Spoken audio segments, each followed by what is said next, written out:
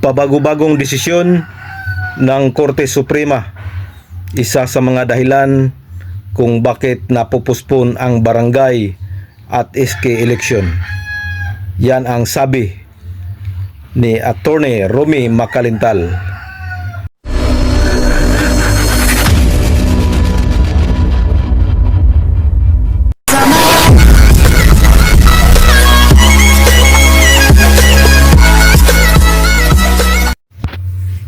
Hello, good morning.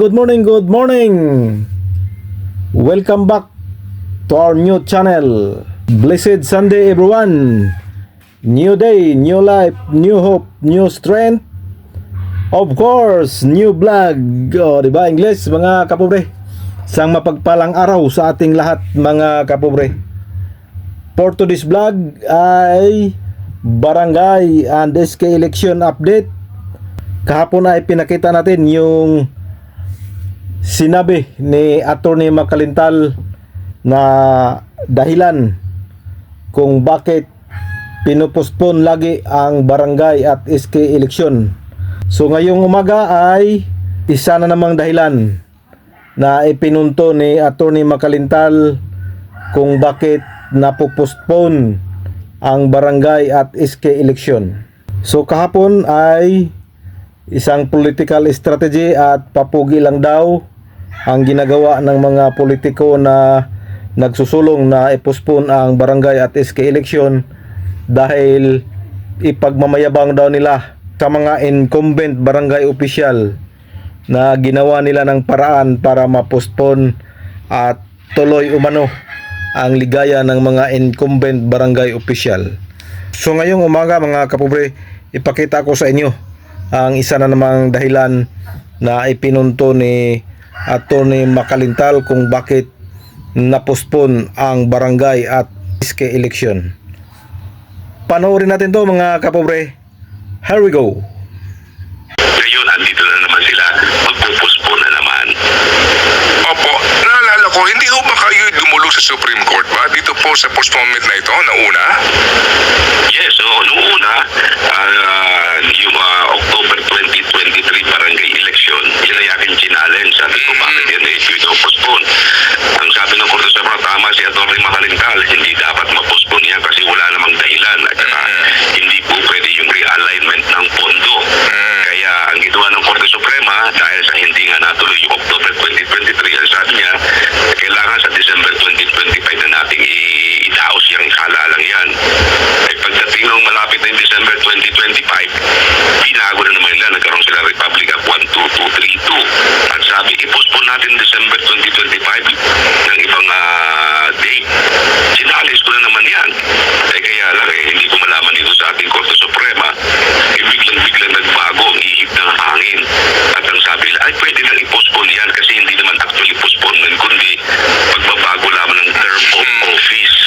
Bilang nila. Kaya sabi ko po, pabira naman ang ating Korte Suprema. Hindi pa nila nakita na yung December 2025 ay pinospone nga yun at yung postponement na yan ay pinagbawal na doon sa Macalintal versus Comelec. Wala tayong magagawa kaya nakakahina ng loob ng bagay na yan. So yan po ang isang dahilan na ipinunto ni Attorney Macalintal kung bakit napostpone na naman yung barangay at SK election. Dahil daw sa pabago-bagong desisyon ng Korte Suprema. Dahil nung unang nagpetisyon si Attorney Mac ay kinatigan po ito ng Korte Suprema at sinabing unconstitutional ang pagpostpone ng barangay at SK election. Pero nag-iba po ito nung postponement sa December 5, 2025 mga kapobre. Dahil nagpetisyon na naman si Attorney Macalintal at hindi na po siya napagbigyan ng Korte Suprema at sinabing pwede daw mag-postpone.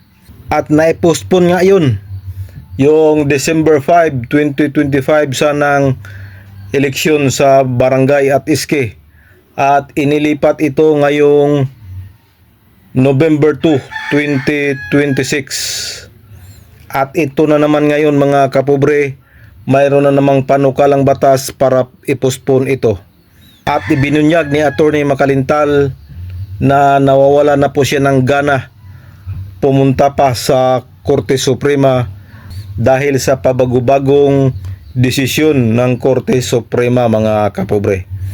So yan po ang isang dahilan na ipinunto ni Attorney Makalintal kung bakit itong ating barangay at SK election ay laging napopospon dahil sa desisyon ng Korte Suprema na pabago-bago, at yan daw ay nagbigay ng lakas ng loob ng mga politiko na i-postpone lagi ang barangay at SK election. So sana po mayroon pang susunod na Attorney Makalintal na magpetisyon kung sakaling maisabatas itong panukalang pagpapaliban muli sa November 2, 2026 barangay at SK election. So yan lang ang ating quick update, mga kapobre. This is your Cap John Official. Please subscribe, like and share. Please support sa ating munting channel, Cap John Official. Pwede nyo po i-search ang Pobreng Mapalad Vlog. Yan po ang dating pangalan. So pinalitan natin, naging Cap John Official na po. So good day, bye bye, and God bless us all.